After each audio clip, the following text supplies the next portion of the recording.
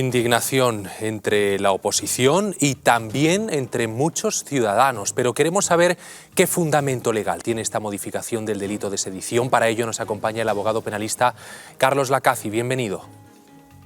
Muchas gracias. Buenas tardes a todos los telespectadores de 7NN. Buenas tardes. ¿Estamos ante una anomalía democrática? Hemos visto hace unos minutos cómo todos los países de nuestro entorno cuentan con el delito de sedición o con alguna herramienta similar y con penas muy contundentes, además. Pues sí, mire, en este aspecto hay que referenciar, y yo sobre todo subrayaría, que cualquier Estado soberano dentro de la Unión Europea, y España es un país, por supuesto, soberano, puede y debe además legislar a nivel interno cualquier tema que tenga que ver con la seguridad precisamente de su propio país. Por tanto, aquellos que dicen que, bueno, es que es una figura que no está regulada exactamente igual en el resto de países europeos de derecho comparado, habría que decir, por un lado, lo que ustedes han anticipado, que esto no es cierto y que en muchos de estos países, por supuesto, que sí que está regulada. Pero es que más allá de la cuestión, aunque no estuviera regulada en ninguno de ellos, si España como país soberano cree que es oportuno seguir manteniendo la figura, en este caso, del tipo delictivo de la sedición, pues por supuesto ha de hacerse, porque de lo contrario pondría en peligro, en riesgo, una situación que no se da en otros países de la Unión Europea. Quizá en Alemania, en Francia, en otros países no hay personas, grupos que pretenden pues cargarse la estabilidad de un país, como por desgracia aquí en España aún tenemos. Por tanto, esa no sería la justificación. Claro, porque entendemos que el papel también de este delito de sedición es el de proteger el Estado de Derecho y democrático de un país. Ahora que España, señor Lacaci, dejará de contar con este delito de sedición en el Código Penal, ¿qué ocurrirá si alguien, por ejemplo, da un golpe como el del 1 de octubre?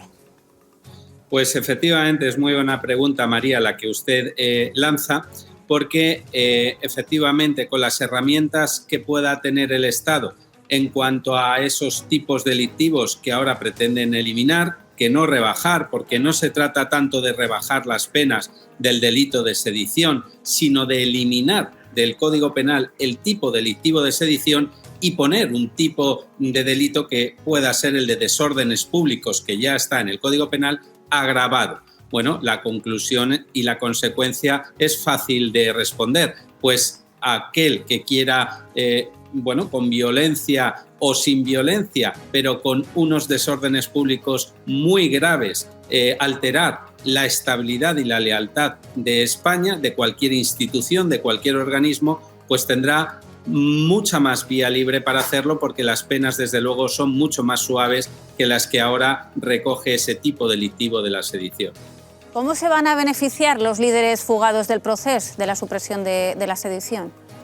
Pues mire, esto es una cuestión que es controvertida y que no es de forma automática, aunque eliminen el tipo delictivo de sedición, porque si bien es cierto que la Constitución y el ordenamiento jurídico español sí que habilita para la retroactividad de las leyes cuando son a favor del reo, y este puede ser un caso, pero hay que poner también aquí, hay que subrayar que ellos fueron, estos condenados por delito de sedición, lo fueron también en concurso con el delito de malversación.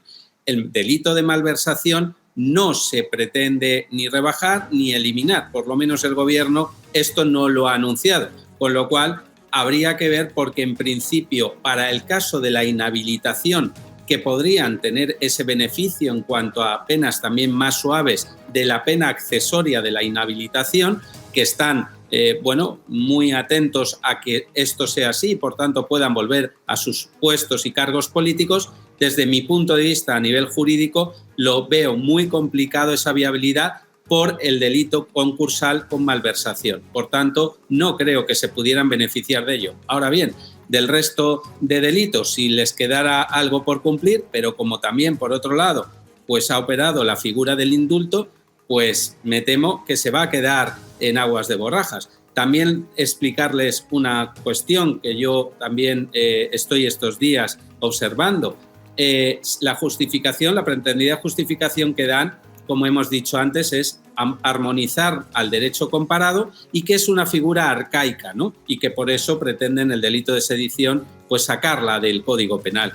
Miren, esa justificación, ¿por qué no la hacen con otras figuras jurídicas más arcaicas todavía, como el indulto, por ejemplo, que viene del siglo XIX, o bien el aforamiento, que también es una figura mucho más arcaica? Bueno, pues porque eso es al revés, eso son herramientas que les permite hacer política, que no justicia, sino política por oportunismos idearios. Y eso no debe de ser en un Estado de Derecho.